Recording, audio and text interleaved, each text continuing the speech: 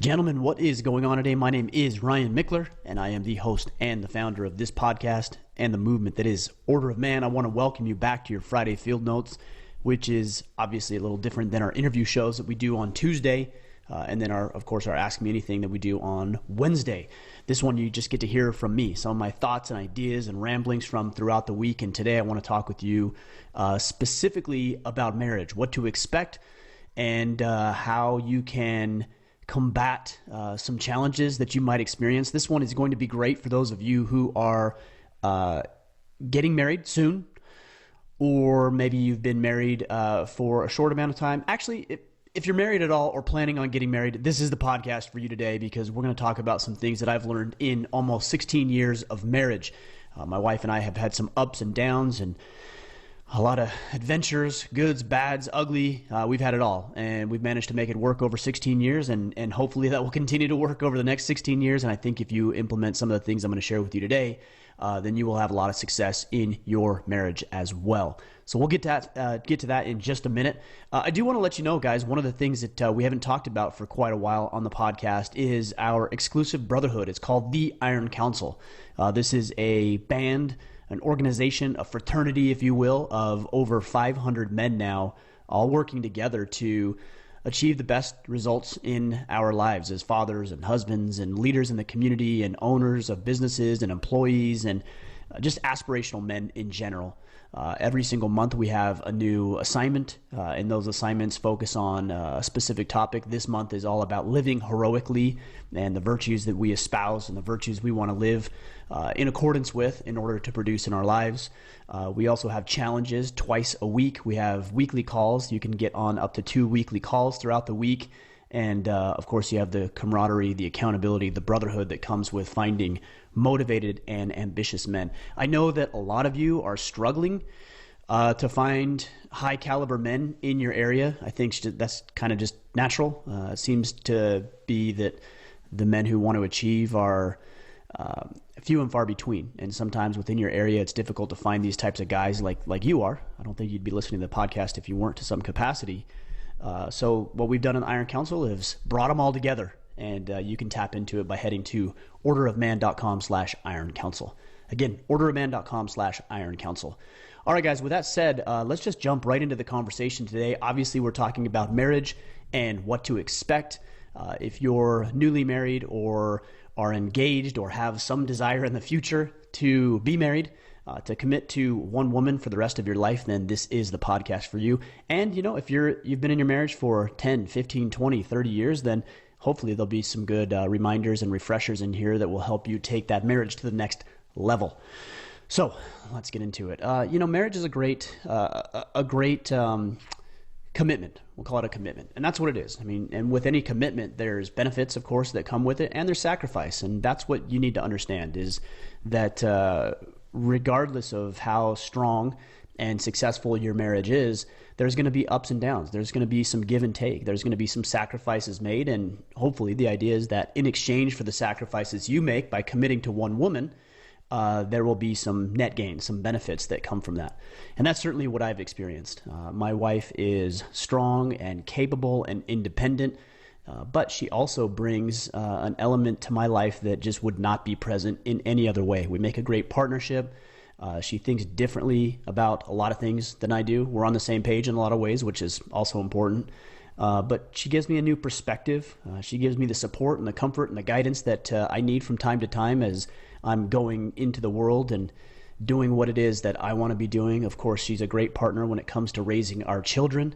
And we've had a lot of success together. We've had a lot of fun as well. And I'm excited about what the future holds for us based on what we're implementing. Now, I will say that the inspiration for today's podcast came from Carson Phillips, who is a member of our Facebook group with over, I think we're just under actually 67,000 members in our Facebook group, which is a huge testament to the work that we're doing and how important this is. So Carson, I appreciate you asking this question. I did answer this to a small degree on another podcast a week ago, but I thought this was important that we talk about in greater depth and greater detail. So hopefully this helps you. And by the way, guys, if you aren't part of the Facebook group, then head to facebook.com/orderofman. man. All right, so what I'm going to do, I've got 10 points here, and I'm going to talk with you not only about what to expect, because a couple of weeks ago I said we shouldn't just look for problems, we should look for solutions. And I talked about that on Becoming a Man of Value, which was a podcast I did, a Friday Field Notes, 2 weeks ago, I believe.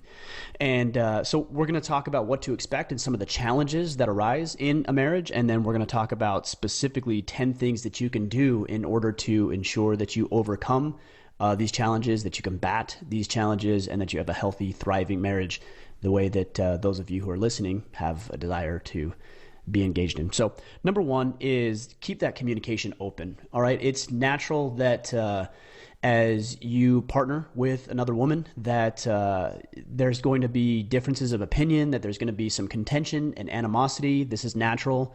Don't think that just because you're in a marriage and it doesn't always go smoothly and according to plan and you guys always get along or don't always get along, that it's indicative of a negative relationship. Sure, it can be, but not necessarily, right? So you've got to understand that she comes from different experiences, different culture potentially, a background. She views the world differently than you do. She's been raised differently. She's been exposed to different experiences, and just like you have.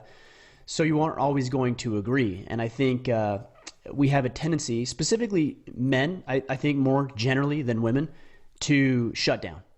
Right? We shut down. If something isn't going our way, or someone doesn't see it the same way we do, or there's this contention and animosity, or even just a simple disagreement, it's very easy for us just to shut the walls down and to go about our life independently of each other. And we can't do that. We've got to keep the lines of communication open, because if you don't, it's going to create animosity and contention and bitterness. And by the way, guys, this is very important.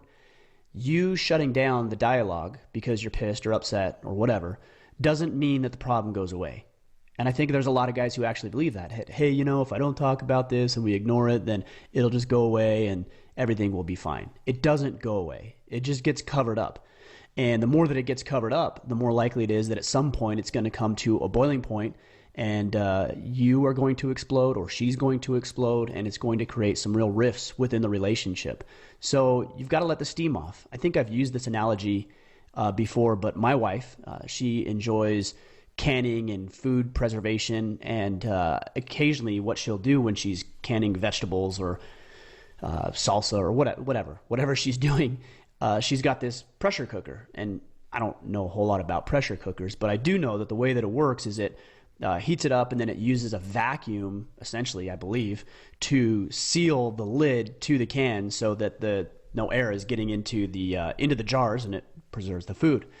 Well, it's got this little steam, this little release valve on the top of that pressure cooker. And that release valve is when the pressure builds, the heat is too much, then that opens up and it lets off some of the steam and vents, and that's a good thing. Otherwise, you are literally creating a bomb. That's what it is. She's making a bomb in our kitchen. Without that release valve, that's what it would be. So it's very much the same when it comes to communication. If you aren't willing to talk about difficult things and have difficult conversations, you're basically building a bomb, or she's building a bomb. So if you aren't married, I would definitely look for the ability to communicate and express herself. I would look for that in a woman, because if she can't do that, you guys are going to have a very difficult time in your marriage. And that's a red flag. That's not a deal breaker. It's just a red flag that needs to be addressed. And my wife and I have had a lot of communication issues early in our marriage because that's the way that she was raised. You don't talk about those problems. You just deal with them. You just drive on. And so that created a lot of contention and animosity. So if you're dating, look for somebody who can communicate effectively. Learn to communicate effectively yourself, and then keep those lines of communication open within your marriage. All right, number 2 is keep things interesting. All right, it's inevitable that your marriage is going to get bland, it's going to get boring, it's going to get mundane, it's going to get monotonous, especially when you start having kids, because you're going to be at home and you're changing diapers and you're feeding them and you can't go out because you've got to watch them. I mean, this is the way of life, married life, and specifically the fatherhood life. It's a great thing. It's an amazing, incredible blessing having children and being in a marriage, but it will get boring and it will get monotonous. So That being said, find ways to keep it interesting, keeping the spark and the spice alive. That's going on vacations, that's going on trips, that's bringing her gifts, that's planning little adventures. I mean, these aren't extravagant things. Maybe you just get a hotel room for the night somewhere else and you guys go and you get away and you get out of the house and you change up your environment. I don't need to get into a lot of detail on this, but you got to keep it interesting, guys. And if you fall into the same rut of doing the same thing over and over and over again and just sitting down and watching TV at night and doing things the same way and having sex the same way and eating the same food and having the same conversations or the same disagreements and debates, it's going to be miserable. And I think this is one thing that a lot of men rail against, and that's why guys will say, you know, we're not meant to be monogamous, right? We're supposed to have more than one partner. Well, I don't think that's true. I just think that you have to keep things alive. You have to keep things interesting. So find hobbies, find passions, do things together, take some risks, go on some adventures, and keep that spark alive. Very, very important. Number 3, this one's critical, and this happens to just about every man that I know. And it can be taken to an extreme, so we got to be careful of that. But number 3 is don't ditch your friends and your hobbies. All right, the problem within the marriage is that it's going to be, especially early on, it's going to be very, very enticing to want to spend all of your time, all of your attention, all of your waking hours with her. I can appreciate that. You love this woman. You're infatuated with her, especially early on in the marriage and the relationship. You want to be with her all the time. That's great. That's wonderful. But if you're only with her at the expense of maintaining the relationships you have with your buddies and your family or your brothers, the expense of the hobbies, the hunting, the hiking, the whatever your hobby is, that's a recipe for disaster. I know that early on within our marriage, within the first 3 or 4 years, my wife and I went through a separation, and what I had done up to that point is essentially ditched all of my friends, all of my buddies, because I spent all of my time with her. And as we went through that separation, I found out very, very quickly that I didn't have anybody else around because I had forsaken all of those buddies. And I didn't have any hobbies. So as we were separated, there was a lot of times where I was bored and didn't have anything to do and couldn't figure anything to do out, which then led to me thinking more about her and the relationship. And that was a real dark time for me. It's healthy to have a relationship with a woman and be infatuated with her and want to spend time with her. It's also healthy to have some boys. All right. It's healthy to have the guys to go shooting with or to go camping with or do some martial arts together or go on a hike or whatever it is that you do. That's a healthy practice. And you will come back into the relationship more engaged, more involved, greater capability of loving her, of loving your family, leading your children, because you're focused on taking care of yourself. Now, this can be taken to the extreme. I know that there's guys out there, for example, during hunting season, that for 3 or 4 months out of the year, they're nowhere to be found. And, you know, if that works for your dynamic, okay. But I would tread lightly on that because that's might be too much. And it might place too much strain on the relationship. So there's a healthy balance, and I don't know what it is exactly, but you can find it, and you've got to find it. And just be aware of how much time you're spending with her relative to how much time you're spending away and with your buddies, and continue to work that balance until you feel like you've got it to a point where it makes sense for both of you.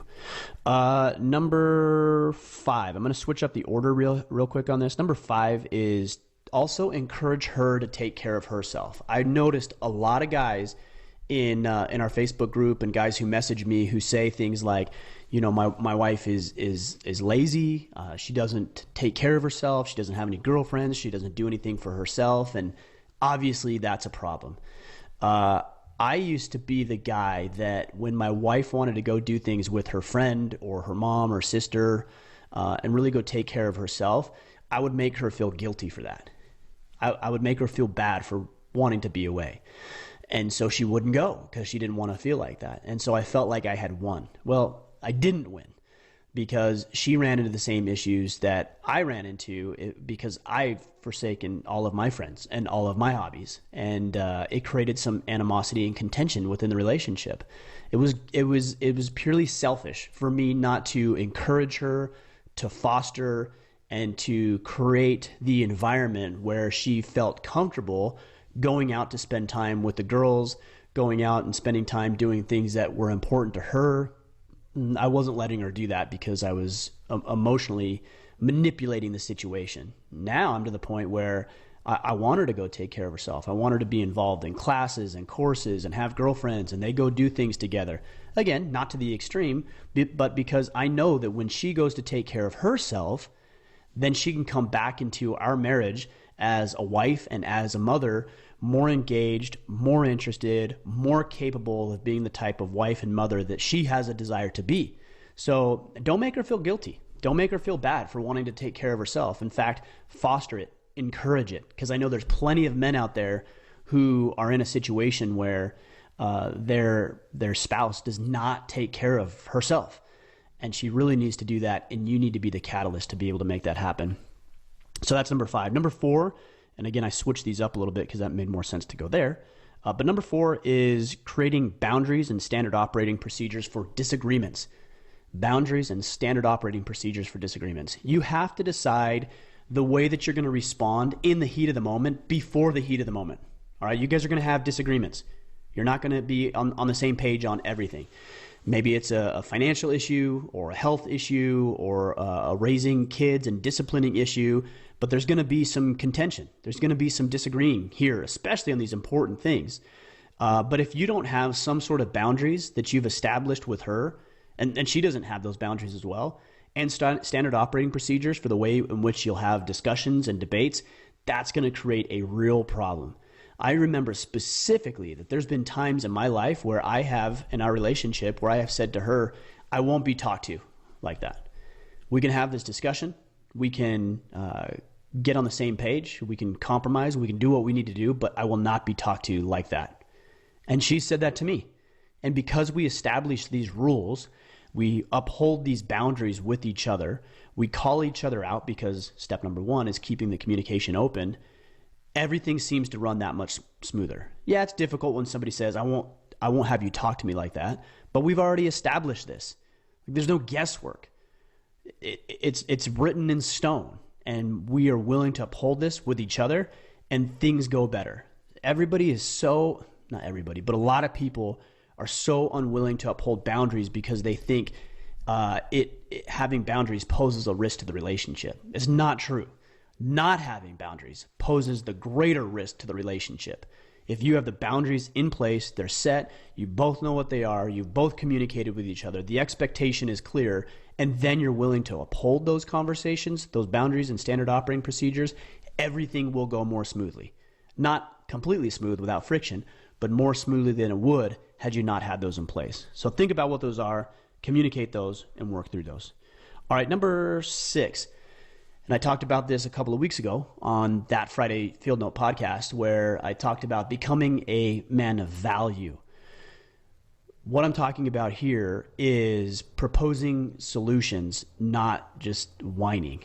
All right, there's a lot of guys who will whine and they'll complain and they'll talk about how hard work was and how bad their life is, and they got passed over for the promotion and they're not doing what they need to do, and that's pathetic. All right, it's a turnoff to women. Like, what women are looking for is strong, bold, confident, capable men. And when you whine and you complain and bitch and moan and gripe about woe is me and how hard work is and life isn't fair and all of this other stuff, you are undermining. You are literally digging out the foundation of confidence and competence with her. And that's what she's after. That's why she married you. Because she either saw potential in you or recognized something that you were already doing that showed her that you were a man who was capable of protecting, providing, and presiding for her and your future children together. And when you whine and you gripe and moan about everything that's going wrong in your life, you are undermining that. Now, let me be clear on this. I'm not telling you that you shouldn't talk about these things. I think you should use some discernment. I don't talk about all the range of emotions or challenges I'm struggling with in my life with my wife. I don't talk about everything. I use discernment. But if there's something that's truly bothering me or something I'm dealing with, yeah, I mention it. But not from the context of griping and moaning and complaining, from the context of, hey, I have this thing going on with work and I'm really struggling with X, Y, and Z. And this is the key. And here's what I'm going to do about it. What do you think about that? Right? That's different than just whining about it. Now you're proposing solutions. You're being solution oriented. You are acting like a man. Here's the problem. Here's the solution. I would love your perspective and input because you think differently than me. Isn't that the point of a marriage? You think differently than me. You behave differently than me. You can see things that I am not capable of seeing on my own because I'm looking at it from my perspective, my experiences, my biology, my makeup, and who I am as a man. I need you as a woman with your perspective and your makeup and your biology to look at it and tell me if there's some areas that I ought to consider. But you come with a solution to your problems, not just the problems themselves, which leads nicely into point number 7 is you're not there to be her child. All right. She didn't marry you so that she could have a son to take care of. And a lot of guys do this. Surprisingly, they act like their wife's son, the child, and they think it's cute, right? And maybe even the wife thinks it's cute for a minute because she gets a lot of attention and she feels special and she feels wanted. But just like a new puppy, it gradually wears off and you become more of an annoyance than anybody excited to have you around. So don't be immature. Don't weigh on her so heavy that she's got to be not only the woman, but also the man of the relationship. We see this with a lot of single mothers. They're burnt out, they're burnt up because dad's not around for whatever reason. He passed away, there's a divorce, he's out of the situation, whatever it may be. And now this wife, this mother is having to play both the feminine, motherly wife role and also the masculine, fatherly husband role. It's not productive. It's not healthy. And you need to step up as the man. If you can step up as the man, it gives her the opportunity and the freedom to step fully into the feminine role, which is what you want, right? Don't we all want a feminine woman? Like, I don't want to be married to a masculine woman. And I don't want to put her in the position where she feels like she has to be the man of the house. I want a feminine woman. And in order to create that freedom and flexibility and the space for her to do that, then I need to be assertive in stepping into the manly role so that she can step into the womanly role. And this is how the relationship works. That goes back to not whining. That goes to the third component of what it means to be a man, which is preside, leadership, having clear vision, having an expectation, being able to cast and communicate that vision effectively, being able to have a plan and a strategy and start working towards that plan for your career, for your kids, for her, for life in general. It's your job to do that. And if you're acting like a boy, and let me tell you, the difference between a boy and a man is personal accountability and responsibility. That's what it is. It has nothing to do with age, right? I know some young men who act more manly than 30, 40, 50-year-old males because they're accepting more responsibility and accountability in their own life. That's the difference. So if you're blaming other people or outside circumstances for your lack of performance or not getting what it is that you want out of life, then you're acting, by definition, like a boy. And if you're acting like a boy, then you're forcing her to step into the motherly role. And she doesn't want to be your mom. She wants to be your wife. She wants to be your partner. She wants to be an advocate for you. She wants to believe in you. My wife probably believes in me more than she believes in my boys. Why? Because I've proved it to her that I have accountability and responsibility, not only for myself, but for her, for my kids, for our life in general. So be a man, not a child. Number 8, pick your battles. All right, we've talked about this. You guys aren't going to agree on everything. Not everything's going to be the same. Different experiences, cultures, backgrounds, et cetera, et cetera. You're not always going to agree on this stuff, but you have to be willing to pick your battles. Not everything is worth a fight. And I'm not saying roll over. And I'm not saying be passive or be weak or cowardly or pathetic. That's not what I'm saying. But what I am saying is that there's certain things that just aren't worth fighting about. And if there was a point system, if you could save the points, then allocate those effectively. And there's just certain you're gonna have to decide what they are, but there's just certain things that aren't worth the battle.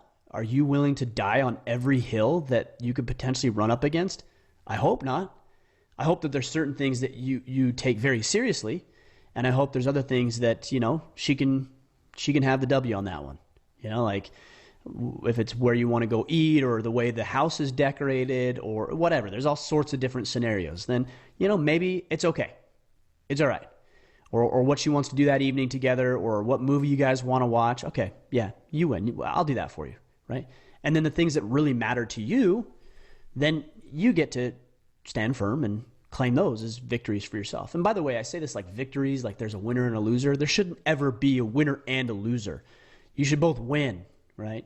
And just because somebody had to compromise doesn't mean they didn't win, but you've got to make those compromises. You've got to make those sacrifices and frame it in a position that, this isn't a zero-sum game, that if I win, you lose, or you win, I lose. It's not.